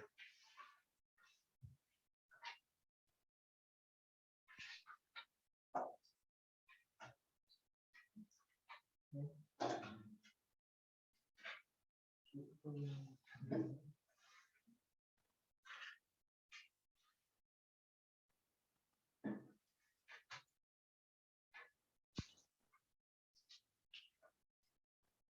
중지. 네, 이어서 이제 여러분 큰 사 한번 볼까요? 지금까지는 노화 때 홍수 사실이다라고 하는 걸 봤다면, 이제는 그 홍수가 왜 일어났냐, 원인을 이제 캐물어야 되겠죠. 아까 족보 이야기하면서 그때 했던 말 여러분 생각나세요? 족보 이야기하고 노화의 홍수가 연관이 된다, 그런 얘기였는데, 이게 왜 그러냐면, 아까 족보는 세세 계열의 족보라고 했어요. 세세 계열. 세세 계열은 하나님을 왕으로 삼는 사람들. 그리고 자기들이 왕의 백성으로서 하나님을 왕으로 모시고 살아가야 되는 사람들이 이야기. 그런데 홍수 이야기는 아까 우리가 보았던 관점 2 있잖아요. 관점 2. 관점 2가 뭐였지, 민서야? 관점 1부터 한번 생각해보가. 관점 1이 뭐였지? 정체성, 하나님을 왕이시고 우리는 백성. 하나님은 왕이고 우리는 백성이다. 이게 이제 정체성 이야기라고 그랬고, 관점 2는 사명 이야기라고 그랬죠. 뭐죠, 사명이? 섞이면 망한다. 섞이면 망한다. 섞이지 말고 정복하라. 요게 셋 계열에게 주신 사명인 거예요. 셋 계열에게 주신 사명. 그런데 어떻게 됐느냐? 여러분 1번에 보면 가인 계열과 셋 계열이 섞였기 때문이다, 이렇게 나와죠. 요게 아주 중요한 얘기예요. 홍수가 일어난 원인 중에 상당히 중요한 얘기. 섞였다. 셋 계열이 가인 계열과 섞였다. 자, 우리 성경으로 한번 가보세요. 6장 6장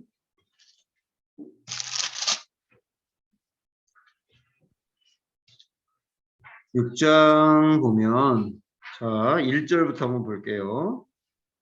사람이 땅 위에 번성하기 시작할 때에 그들에게서 딸들이 나니 하나님의 아들들이 사람의 딸들의 아름다움을 보고 자기들이 좋아하는 모든 여자를 아내로 삼았다. 이게 굉장히 중요한 구절이에요.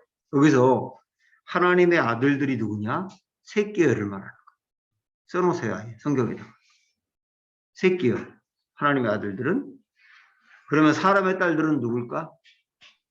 가인 계열을 말하는 거예요. 그러니까 셋 계열이 가인 계열과 결혼했다라고 말하는 것은 섞였다라고 하는 뜻이죠. 그래서 완전히 사명이 무너져 버린 거예요. 섞여 버린 거예요. 요게 홍수의 원인입니다. 그러니까 보통 이제 사람들이 홍수가 왜 일어났냐 그러면 죄악 때문이다 그러면서 세상의 사람들이 죄를 지었다 그러는데, 그거는 가인 계열이 죄를 졌기 때문이라기보다는 셋 계열이 죄를 지은 거예요. 셋 계열이. 그래서 섞였기 때문에 심판이 온 거예요. 거기 조금 더 넘어가서 4절 보면 동시에 땅에는 네피림이 있었고, 여러분 네피림 거기 동그라미 쳤지요. 네피림. 근데 네피림이 어떤 사람들이냐면 그 후에도 하나님의 아들들이 사람의 딸들에게로 들어와 자식을 낳은 게 네피림인 거예요. 그러니까 셋 계열과 가인 계열이 섞이고 난 뒤에 만들어진 사람들이거든요. 근데 이 네피림은 용사라 그랬고 고대의 명성이 있는 사람들이었다. 대단히 힘이 강한 사람들이었다는 거거든요. 이 사람들이 셋 계열이 가인 계열과 섞이면서 생긴 사람들인데, 이 사람들이 힘으로 세상을 다스리는 사람들이에요. 힘으로 세상을 다스리는 게 가인의 계열의 특징이죠. 그러니까 하나님의 사람들인 셋 계열이 가인의 계열 속으로 가버린 거죠, 결국은. 그렇게 볼 수 있는 거예요. 이게 섞였다는 뜻이에요. 네피림이라고 하는 것은 한 사람 이름이 아니고 로마 황제를 전부 다 시저라 그러지. 애굽의 왕을 뭐라 그래? 바로라 그러지. 그렇죠? 블레셋 왕을 아비멜렉이라 그러지. 전부 다. 그처럼 네피림은 한 사람을 말하는 게 아니라 모든 이때 당시 왕들. 계속 이어지는 왕들, 세상을 지배한 사람들, 이게 네피림이거든요. 이렇게 흘러가는 거예요. 이게 결국은 섞였다라고 하는 것을 상징적으로 보여주는 거고요. 결국 그래서 망한 거예요. 그래서 우리는 여기서 알 수 있는 섞이면 망한다. 섞이면 망한다. 두 번째, 창세기 5장 새 공동체의 존재의라고 나와 있는데 우리 그동안 계속 공부한 거 존재의가 뭡니까? 새끼의 존재의 섞이지 말고 정복해라. 그 말은 뭐냐면 세상을 하나님을 믿는 사람들로 만들어라. 그게 새끼를 하나님 만들어주면서 준 존재의고 사명인 거죠. 그러면 여기서 3번으로 이어져서 이스라엘 나라의 존재의는 뭘까? 앞으로 하나님이 이스라엘 나라 세울 거거든요. 아브라함 중심으로. 그럼 이스라엘 나라의 존재의도 똑같은 거예요. 섞이지 말고 정복하라 해요. 그럼 여기서 한 걸음 더 나아가서 교회의 존재의는 뭘까? 섞이지 말고 정복하라지. 계속 이어지는 거예요. 그래서 거대한 이 흐름이 구약에서 시작한 이 흐름이 신약으로 계속 이어져 내려오고 지금까지 내려오는 것을 여러분 볼 수 있어요. 그래서 관점 2라고 말한 거예요. 관점이. 자, 요 3번 우리 왜 홍수가 일어났을까? 라고 하는 거 뭐 아는 대로 한번 정리 한번 해볼까? 우연히 한번 정리해볼까? 새끼하고 만개의 섞여가 사명이라고 해서 그렇죠. 그래서 셋계열과 이스라엘 나라와 교회의 사명은 뭐죠? 존재의는? 섞이지 말고 정복. 오케이. 요걸 붙잡으셔야 됩니다. 아셨죠? 우리 알아요. 홍수 일어나는 게 세상이 죄를 져서가 아니다. 셋계열이 죄를 졌기 때문에. 이렇게. 자, 그럼 네 번째. 홍수 그 이후 또 두 계열이 생기거든요. 가인 계열과 셋 계열이 이제 다른 계열로 바뀌어서 생겨요. 그거를 보려고 하는데 첫 번째 노아 족보와 성경 읽어진에 이제 부록을 보라고 그랬는데 부록에 367쪽에 나오는데 이거는 성경 책 367쪽에 나온다는 뜻이에요. 이거를 한번 보면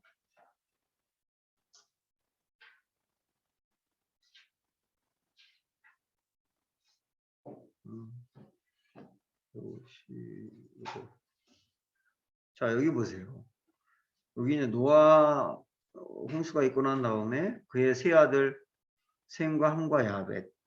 그렇죠. 순서가 셈이 첫째고 야벳이 둘째고 함이 셋째죠. 요 성경에 보면 야벳은 유럽 쪽으로 이렇게 가서 정착하게 됐거든요. 그쪽으로 야벳의 후예들이 유럽 쪽에 형성을 한 거예요. 그 다음에 함 같은 경우는 아프리카 쪽하고 그 다음에 지금의 중동의 일부 지역 그 지역도 정착을 했었고 그 다음에 셈 같은 경우는 오히려 아시아 쪽으로 이렇게 이쪽에 여기에 사우디아라비아 지역하고 이쪽 아시아 쪽으로 흘러온 것으로 그렇게 보고 있는데 요거는 이제 성경에 나와 있는 거거든. 어디로 갔다고 이렇게 나오니까 이거는 사실 우리들은 되게 지루해해요. 이 지루해하는데 이 인류 학자들은 굉장히 중요하게 해요. 이걸 인류가 어떻게 퍼져나가게 됐는지를 연구하는 중요한 자료다라고 해서 상당히 이제 귀중하게 여기고 있는데 이런 경로로 노아 홍수 이후에 퍼져나가게 되었다라고 하는 거죠. 그 다음에 두 번째 노아 족보가 찾아내고 싶은 주인공 두 사람은 누구인가 그랬어요. 자, 여기 아주 중요한 얘기입니다. 노아 홍수가 일어나고 세상이 다시 시작이 됐어요. 그런데 또 두 계열이 생기는 거야. 두 계열. 가인의 계열 같은 계열이 하나 생기고 그 다음에 셋의 계열 같은 계열이 하나 생겨요. 첫 번째 가인의 계열 같은 계열에 누가 나오느냐면 니므롯이 나오는 거예요. 디므로. 자, 우리 10장으로 가볼까요? 10장. 아까 우리가 본 것처럼 10장은 노아의 족보죠. 노아의 세 아들 중에 2절부터 보면 야벳의 후손들의 이야기가 나오고 6절부터는 함의 후손의 족보가 나오죠. 그 다음에 21절은 셈의 후손의 족보가 나오죠. 자, 그럼 잘 보세요. 셈의 후손의 족보가 나오다가 32절까지 쭉 나오다가 그 다음에 11장으로 넘어가면 바벨탑 얘기가 나와요. 앞부분에. 그러다가 뒤로 넘어가서 10절부터 보면 다시 셈의 족보로 또 이어져요. 이거 여러분 잘 흐름을 보세요. 10장, 11장에 야벳, 함, 셈의 족보 나오고 11장으로 넘어가서 바벨탑 얘기 나오다가 다시 셈의 족보를 이야기한다. 이렇게 돼 있어요. 자, 그러면 그 중에서 우리 그 함의 족보를 보세요. 10장 6절부터 보면 거기 함의 아들은 이러이러하다고 나오면서 누가 누구를 낳았다 이런 식으로 쭉 나오다가 8절부터 보면 니므롯이라고 나와요. 거기 니므롯의 동그라미 한번 해보세요. 니므롯. 이 니므롯 족보가 나오다가 니므롯 얘기가 나오니까 족보 얘기가 아니라 니므롯에 대한 설명이 나오거든요. 굉장한 사람이었다는 거예요. 굉장한 사람. 이 사람도 한 사람을 말하는 게 아니라 뭔가 그 바벨론 제국을 이야기하는데 바벨론 제국의 통치자들을 니므롯이라고 할 수 있거든요. 아까 그 네피림처럼. 그래서 우리 요 계열 가인으로부터 시작한 계열이 어떻게 흘러간다고 지난주에 배웠지? 가인, 라멕, 네피림, 님으로 이렇게 흘러간다 그랬죠. 요 네 사람의 이름을 기억을 해보세요. 가인, 라멕, 네피림, 님으로 이렇게 흘러가요. 이렇게. 그 니므롯이 얼마나 대단한 사람이냐면 9절 보시면 8절 끝에 보면 그는 세상의 첫 용사라 그러면서 9절에 그가 여호와 앞에서 용감한 사냥꾼이 되었으므로 속담에 이르기를 아몬은 여호와 앞에 니므롯같이 용감한 사냥꾼이로다 하더라. 그의 나라는 신할 땅의 바벨과 이렇게 나와요. 그러니까 신할 땅에 바벨이라고 하는 나라를 세운 거거든요. 이 사람이. 근데 여기서 우리가 여러분 좀 이상한 건 9절에 여호와 앞에서 용감한 사냥꾼이 되었다. 그 말은 좋은 말이야, 나쁜 말이야? 응? 여호와 앞에서. 예를 들어 정연이가 여호와 앞에서 용감한 사람이 되었다. 그럼 좋은 말이야, 나쁜 말이야? 이 앞에서가 저번에 대항한 그렇지. 그런 의미예요. 여호와에 대항하여. 그런 의미예요. 여호와에 대항하여. 이게 72역이라고 하는 성경이 있는 거 여러분 아시죠? 72역 성경에는 이 부분을 여호와 하나님을 대적하는 큰 사냥꾼이었다. 이렇게 있는 거예요. 분명하게. 그러니까 이게 이제 가인 계열을 이어받는 사람인 거죠. 이 사람이 바벨탑을 쌓는 왕이 되는 거예요. 이 사람이. 이게 세계를 움직이고 세계를 끌고 나가는 한 사람인 거예요. 지금. 그 계열을 봤단 말이에요. 그 계열. 아, 세계가 이렇게 흘러가는구나 하는 걸 알 수 있겠죠. 그리고서 이제 11장으로 넘어와서 보면 이 사람이 이제 바벨탑 쌓는 얘기가 앞에서부터 쭉 나오죠. 그러다가 11장 10절부터 보면 셈의 족보가 쭉 나오고 셈의 족보 끝에 가면 29절에 누가 나온다 그랬어요? 아브라함. 그래서 노아 족보에서 찾아내고 있는 두 사람은 니므롯과 아브라함인 거예요. 아브라함. 아, 이 두 사람으로 이어가는구나. 그러면 우리가 계열이 생겼는데 니므롯 계열하고 아브라함 계열인데 니므롯 계열은 바벨론 제국이고 그 다음에 아브라함의 계열은 이스라엘이라고 하는 나라가 되는 거죠. 그렇게 두 계열로 흘러간단 말이에요.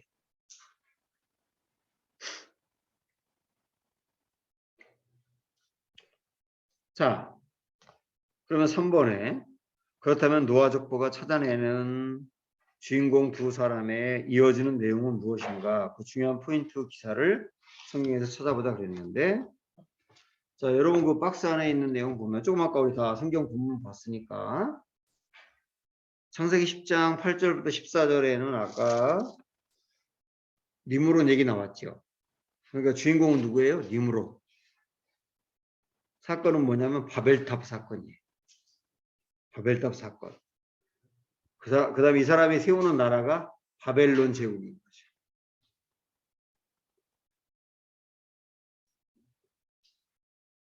바벨론 제국. 자, 그 다음에 창세기 12장 1절부터 3절에는 주인공이 누구냐면 아브라함이에요. 아브라함. 사건은 뭐냐? 하나님이 아브라함을 부르심이에요. 부르심. 여러분이 부르심이란 말을 꼭 써놓으세요. 이게 왜 그러냐면 니므롯을 중심으로 한 바벨론 제국은 자기들의 힘으로 나라를 만드는 거예요. 그런데 아브라함은 하나님의 부르심으로 세워지는 거예요. 이거 벌써 개념이 다른 거예요. 주권이 누구에게 있느냐 얘기거든요. 주권이 누구에게 있느냐. 그리고 이스라엘이라고 하는 나라를 세우게 되죠. 정리가 되죠. 4번에 이어서 결국 나라의 두 가지 전형을 보여주는 것이다 그랬는데 여기로 한번 정리를 해볼게요. 잠깐 여기 한번 보세요. 이런 책에 박스 그대로 나와 있는데 자 국가의 3요소가 뭐라고 그랬지 우리? 국민, 주권, 영토죠. 그러면 바벨론 제국은 어떻게 될까? 주권이 누구에게 있는 거야? 니므롯에 있는 거죠. 니므롯에 있는 거예요. 주권이. 영토는 신할 땅. 국민은 뭐냐면 흩어지지 말자. 자기들끼리 똘똘 뭉치자 해서 만들어진 나라. 이게 바로 바벨론이라고 하는 제국입니다. 세상의 나라죠. 자, 그 다음에는 이에 대항하여 하나님께서 안 되겠다. 내 나라 이스라엘을 세우겠다. 오늘 제목이잖아요. 사과. 내 나라 이스라엘을 세우겠다 할 때 그 이스라엘은 주권이 누구에게 있는 거야? 하나님에게 있지. 분명히. 하나님에게 있어요. 하나님은 왕이에요. 영토는 어디예요? 하나님 지시할 땅. 이 땅도 자기들이 세우는 게 아니라 하나님이 그 땅을 인도해서 주시는 거예요. 벌써 주권이 누구에게 있는지 명확하죠. 그 다음에 국민은 큰 민족을 내가 이루게 된다. 이게 이스라엘이라고 하는 나라죠. 하나님 나라의 모형. 굉장히 중요한 얘기예요. 여기서 여러분들이 막 이제 이 말씀을 보면서 막에 적기만 할 게 아니라 생각을 해봐야 돼요. 어떤 생각이냐면 나는 지금 어떤 나라냐라고 하는. 그러니까 처음에 이 나라의 시작부터 하나님의 부르심, 하나님이 그 땅도 주시고 하나님이 인도하고 그렇게 해서 만들어지는 나라예요. 내 인생을 하나의 나라라고 본다면 내가 지금 어떤 나라냐 나는 나의 어떤 힘으로 내 인생 한번 이렇게 살아봐야지.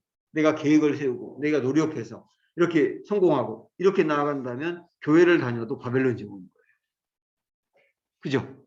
주권이 하나님에게 있고 하나님이 인도하는 대로 내가 따라가서 부르신 대로 산다면 이거는 이스라엘 나라인 거죠. 우리 한 개인으로 볼 때 굉장히 중요한 얘기죠.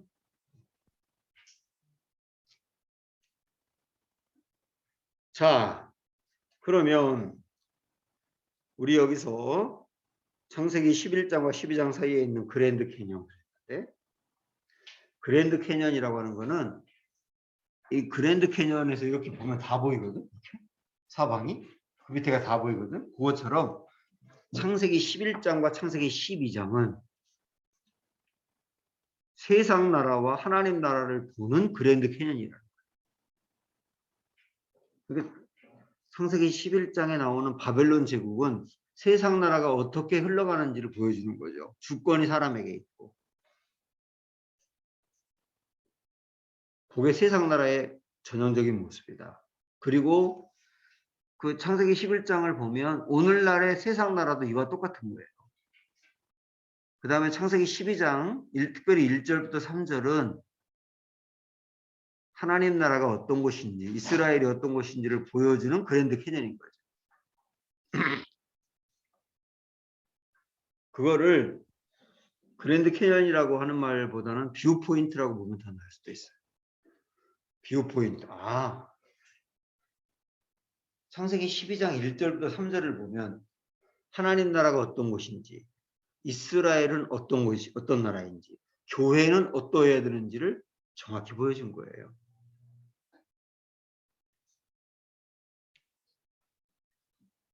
우리 은미가 한번 얘기해 볼래? 은미야, 창세기 11장하고 12장 뷰 포인트라고 그랬는데 어떤 뷰 포인트인가 이게 이해한다고 얘기해 볼래?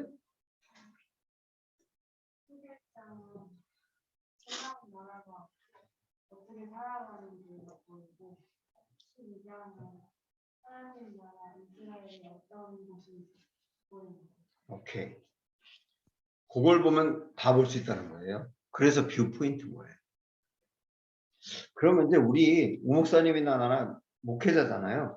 그러면 지금 내가 목회를 하고 있는데 교회에서 우리 교회는 잘 가고 있는가를 보려면 창세기 12장 1절부터 3절을 보면 돼요. 그죠? 여러분 한 명 한 명도 또 하나의 이스라엘 나라라고 본다면 나는 지금 잘 가고 있는가도 창세기 12장 1절부터 3절을 보면 돼요. 그래서 뷰 포인트인 거예요. 창세기 12장 1절부터 3절은 좀 이따 볼게요. 자, 여기까지가 드디어 창세기 1장부터 11장이 끝났어요.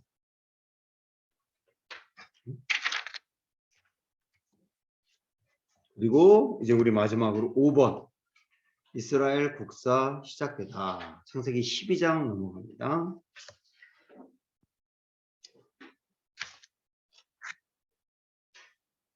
자, 거기에 하나님도 나라를 시작하시는 이유.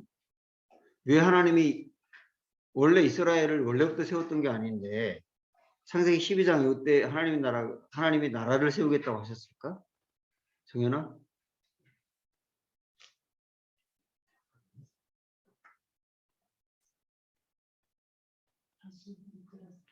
그러니까 원래 하나님이 창세기 1장부터 이스라엘 나라 세운 건 아니잖아.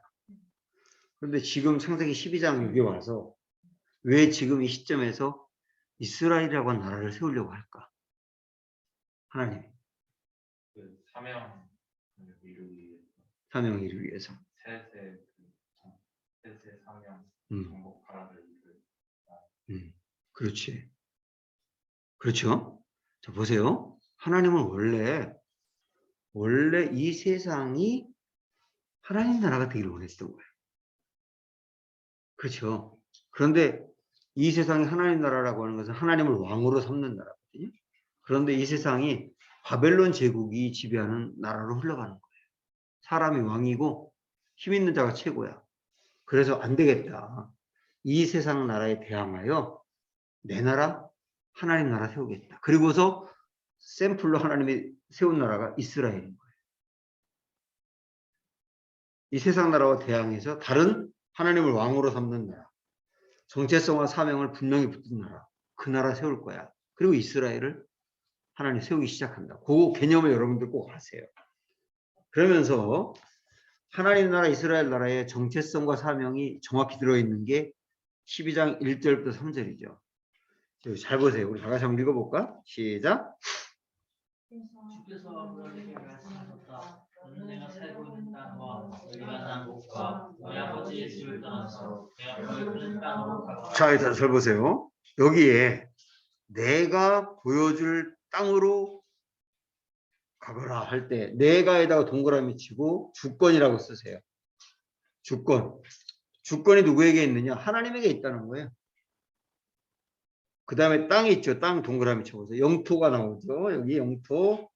국가의 3요소가 여기 다 나와요. 주권이 나왔고 영토가 나왔어요. 2절 읽어보세요. 여기서 세 번째 민족이 나오는 거예요. 그러니까 이게 이스라엘 나라의 모든 게 함축적으로 다 들어가 있는 거죠. 자, 그러면 이어서 보세요. 너에게부터 시작. 너희에게 복을 주어서 내가 너희 이름을 거듭시하겠다. 너는 복의 근원이 될 것이다. 3절. 너를 축복하는 사람에게는 내가 복을 주고 너를 저주하는 사람에게는 내가 저주를 내릴 것이다. 땅에서 난 모든 민족이 너로 말미암아 복을 받을 것이다. 자, 여기에 맨 마지막에 있는 땅에 사는 모든 민족이 너로 말미암아 복을 받을 것이다. 이게 이스라엘을 세운 목적인 거예요. 이스라엘이라고 하는 나라를 세우는 목적. 주권과 영토와 민족을 세워서 이스라엘이 어떤 방향으로 가야 되느냐 할 때 모든 민족을 복받게 하는 그런 나라.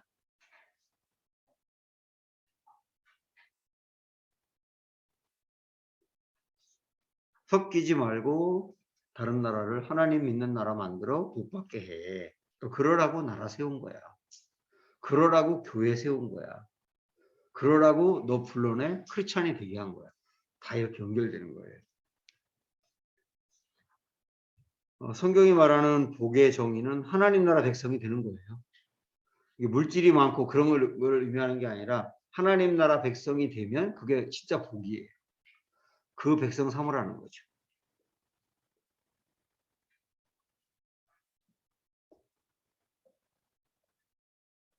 성경이 말하는 이스라엘의 건립의 모든 민족에게 복을 받게 하라. 이렇게 얘기할 수 있죠. 자, 그러면 국민, 주권, 영토 이제 이렇게 이제 하나님 만들어 주겠다고 했는데 이 세 가지 중에 제일 첫 번째 하나님이 이제 국민 만들기 시작하세요. 우리도 이제 국민 만들기로 가보는 거예요. 그게 창세기 12장부터 50장까지. 그래서 여기 여러분 방가로 2번에 보면 창세기 12장부터 50장까지 읽어야 할 관점 그거는 국민 만들기예요. 국민 만들기. 그럼 앞으로 뭐가 나올까? 주권이 나오겠고 영토가 나오겠죠. 그래서 나라의 3요소로 완성하겠죠. 자, 여기 국민 만들기에서 그럼 창세기의 아브라함 얘기부터 쭉 보면서 그 아브라함과 그의 아들 이삭과 야곱 이 세 사람이 이렇게 이어져 가는데요. 그 사람들의 이야기는 결국 뭐냐면 하나님 나라에 누가 들어가는가라고 하는 이야기. 하나님 나라에 누가 들어가는가? 누가 이스라엘 나라의 사람이 될 수 있는가? 그거 다시 한번 잘 기억하세요. 누가 이스라엘 백성이 될 수 있는가? 누가 하나님 나라 국민이 될 수 있는가? 이 이야기를 보여주는 게 아브라함, 이삭, 야곱 이야기라고. 그래서 여기 여러분 책에 보면 하나님 나라 국민 주민등록번호라고 되어 있어요. 그죠? 하나님 나라 국민 주민등록번호 1번, 2번, 3번 나오는데 1번이 아브라함, 2번이 이삭, 3번이 야곱 이렇게 나와요. 아브라함은 12장부터 20장까지인데 아브라함 이야기에서 우리가 볼 수 있는 누가 하나님 나라 백성이 될 수 있는가의 포인트는 뭐냐면 아브라함 위해서 포인트는 뭐냐면 하나님의 부르심을 받은 자예요. 하나님의 부르심을 받은 자. 그거 꼭 메모를 해두세요.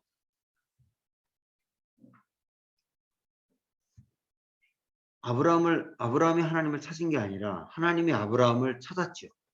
그리고 그를 불러냈죠. 이처럼 하나님 나라 국민은 누가 될 수 있느냐? 내가 하나님을 찾는 게 아니라 하나님이 나를 불러내서 냈을 때 우리는 하나님의 국민이 될 수 있다. 그렇게 시작을 하는 거예요. 여기 보면 원래 이제 여기 잠깐 보세요. 아브라함이 원래 살고 있던 그 갈대아 우르라고 하는 지역이 어떠했느냐면 얼마나 발전한 지역이었느냐면 아브라함 시대 때 갈대아 우르 지역에 지브라트가 신전이죠. 신전이 이렇게 남아 있어요. 복원됐겠죠. 엄청난 신전인 거예요, 이거. 그 다음에 이렇게 이런 모양이 현재 있고요. 이때 당시에 함무라비 법전, 요 갈대아 우르를 지배했던 요 지역, 바벨론 나라에 거기에 함무라비 법전인 거예요. 이 지역을 지배하고 있는 이렇게 글자도 있었고 주사위 놀이를 했다는 건 상당히 여유 있게 살았다는 뜻이거든요. 놀이가 있었다는 것은.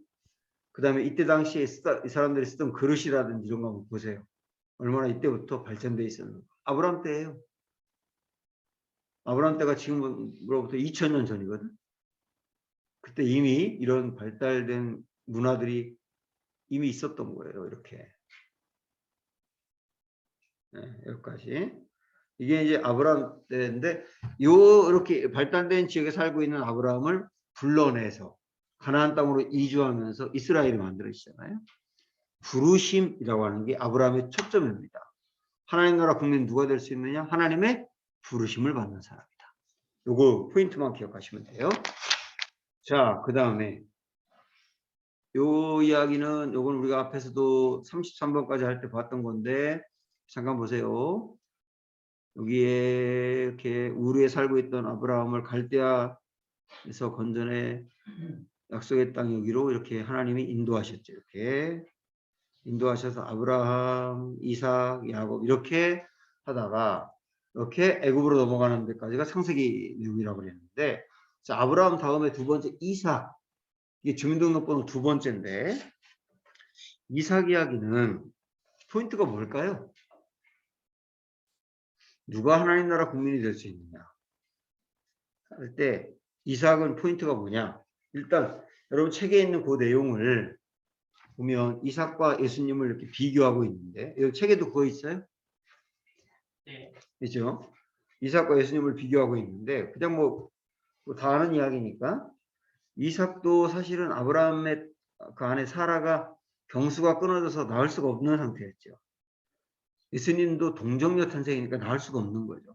낳을 수가 없는데 태어났다. 이런 측면에서 이삭과 예수님은 상당히 비슷하게 나타난 거예요. 그 다음에 독생자예요, 둘 다. 독생자. 그 다음에 이삭은 아버지 아브라함이 하나님께 바치려고 했던 제물이지. 예수님도 하나님이 십자가에서 제물로 바친 거예요. 결국은 제물이 됐다는 측면에서 예수님과 이삭이 같지요. 그 다음에 제물로 바쳤는데 마지막 넘어가서 하나 보면 순양을 준비하여서 죽을 이삭을 살려냈지. 그 부활이라고 볼 수 있죠. 예수님도 죽었다가 살아났죠. 그런 측면으로 부활이라고 할 수 있죠. 이런 측면으로 이삭과 예수님은 상당히 비슷하다 할 때, 그럼 하나님 나라 국민은 누가 될 수 있느냐 할 때, 아들 이삭과 예수님의 대속으로 구원받는 것을 아는 자. 응? 대속으로 구원받는 것을 아는 자. 그가 하나님 나라 백성이 될 수 있다예요. 대속으로 구원받는 것을 아는 자. 이런 측면에서 비슷하다. 자, 우리 이 개념만 정리하면 돼요. 아브라함은 뭘 의미한다? 부르심. 받은 사람이 하나님 나라 국민이 될 수 있다. 이삭은 뭘 얘기한다? 대속으로 구원받은 것을 아는 자다. 이거 두 번째고요. 그러니까 요거 첫 번째하고 두 번째가는 신약의 복음서하고 연결이 되는 거예요. 결국은 신약의 복음서와 연결돼요. 거기다 써놓으세요. 1번과 2번은 신약의 복음서 내용하고 연결되죠.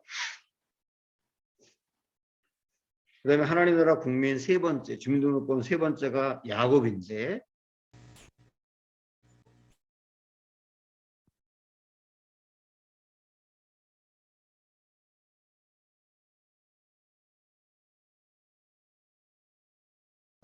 마이크 꺼져 있으세요.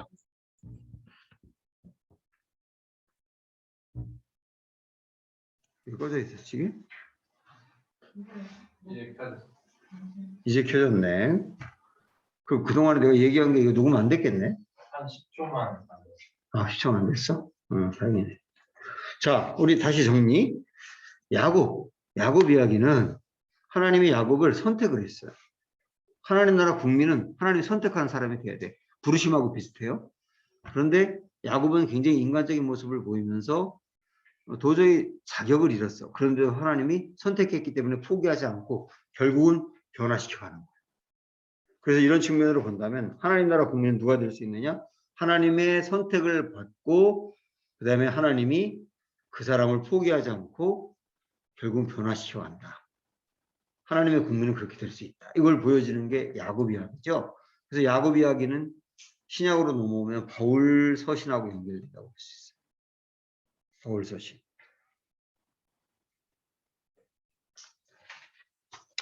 자, 여기까지 뭐 우리 민서가 한번 정리를 해볼래? 하나님 나라 국민 세 사람의 그 특징을 통해서 하나님 나라 국민은 누가 될 수 있느냐, 어떤 특징이 있느냐를 보여주는데 정리 한번 해보세요. 아브라함은 하나님의 부르심을 받은 자가 하나님 나라 국민이 될 수 있다를 나타내고, 이삭은 이삭과 예수님의 공통점을 통해서 대속으로 구원받음을 아는 자가 국민이 될 수 있다. 마지막 야곱은 하나님의 주권으로 변화받은 사람들. 변화받고 하나님 포기하지 않고 변화시켜 그 변화를 받은 사람이 하나님 나라 국민이 될 수 있다. 이렇게 핵심을 보여주는 게 그 창세기 9 얘기라는 거예요. 그냥 뭐 그 사람들의 얘기가 있는 게 아니라 하나님의 국민은 어떠하냐를 보여주고 있다. 이게 이제 핵심이죠. 네. 오늘 긴 내용 여러분 잘 살려왔고요. 마지막 다 함께 읽어봅시다. 볼게요. 하나님을 왕으로 인정하는 공동체의 나라가 타락하면 하나님은 서실 자리가 없어집니다. 하나님은 당신의 주재권을 홍수로 선언하신 셈입니다. 그런데 노아 홍수 이후 후손들의 역사를 보니 똑같습니다. 노아가 가르쳐 준 대로 하나님만 예배해야 하는데 삐죽이 또 새로운 성격의 역사가 나타나는 겁니다. 마치 가인의 나라처럼 이번에는 니무롯의 나라인 겁니다. 가인의 후손들이 패도 정치를 하고 흘렀듯이 니무롯의 나라도 힘의 나라입니다. 이제 앞으로 세계사는 힘의 논리에 의해서 흘러갈 것입니다. 그게 제국주의 역사죠. 이 세계사 속에 하나님도 나라를 세우십니다. 하나님의 나라입니다. 이 나라는 힘의 논리로 유지되는 나라가 아니라 사랑으로 통치되는 나라입니다. 이걸 다르게 말하면 너는 나다. 이 철학으로 통치하는 나라죠. 아브라함, 이삭, 야곱이 이 나라의 국민들입니다. 우리는 눈치챘습니다. 이 나라는 제국의 역사와는 다를 것입니다. 이 나라의 국민이 되는 것이야말로 복입니다. 창세기를 끝내고 보니 국민이 만들어졌습니다. 그러니까 다음 주에는 뭐냐면 국민이 만들었으니 이제는 법도 제정하고 영토도 주겠다. 그게 오고 간 거예요. 이렇게 나가는 거예요. 흐름 알겠죠? 자, 여기서 우리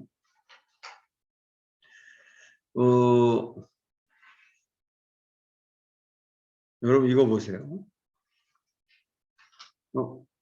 시옷 또 사라졌나? 응? 있구나. 자, 이거 다시. 우리 일도학교에서는 서로 인사를 할 때 인사 안녕 이렇게 인사하지 않고 아하자 이렇게 인사를 해요.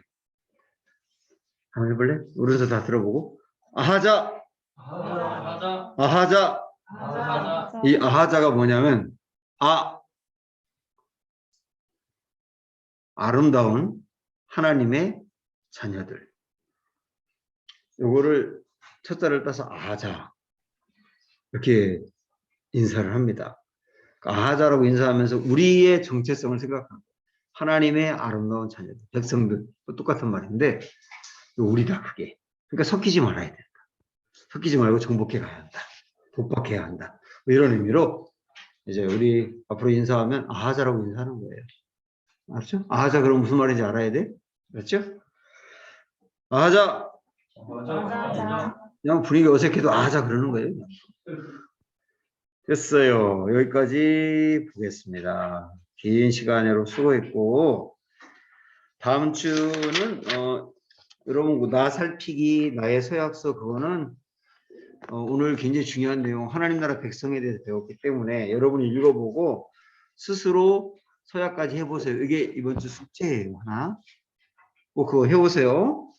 해오고 그 다음에는 이제 성경을 본격적으로 읽기 시작해야 돼요. 욥기를 이미 읽은 사람은 이제는 많이 괜찮은데 욥기 안 읽은 사람은 이번 주에라도 꼭 읽어야 되고 창세기 이번 주에 5장부터 50장까지 있습니다. 5장부터 50장까지 내비게이션과 함께 읽으세요. 내비게이션과 함께 읽으면 오늘 공부했던 내용을 내비게이션 읽을 때 또 이해하게 돼요. 그래서 아주 좋습니다. 그게 이번 주 숙제고 지금부터는 성경 읽는 거 말고는 숙제 거의 없어요. 성경 읽는 거 자체가 그냥 숙제예요. 오케이, 여기까지. 네, 여기까지 하고 우리 기도합시다. 하나님 아버지, 우리가 오늘 굉장히 중요한 것들을 배웠는데 무엇보다 우리는 하나님의 백성이고 하나님이 우리의 왕이라고 하는 정체성을 갖고 있는 사람이며 그래서 셋계열부터 시작하여 아브라함을 통해서 이스라엘의 나라를 이어받는 하나님의 백성인 줄로 믿습니다. 우리는 섞이지 않고 섞이면 망한다는 것을 알고 정복하는 사람들을 복받게 하는 그런 사람이 되어야 된다는 사명을 다시 한번 깨닫습니다. 이것을 우리가 어느 자리에나 어떤 상황에 있든지 늘 붙들고 나아갈 수 있도록 도와주시고 정말 우리가 아름다운 하나님의 자녀들인 아하자가 되게 하여 주시옵소서. 예수님의 이름으로 기도합니다. 아멘. 네. 네, 수고했어요. 이거 녹음이 중간에 꺼졌나? 어떻게 된 거지? 이거?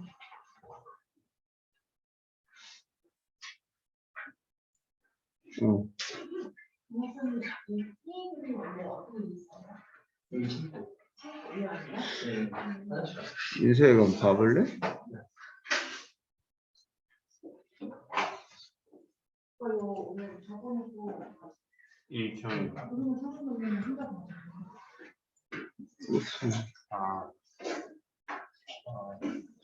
중간에 뭔가 어떻게 잘못된 것 같아.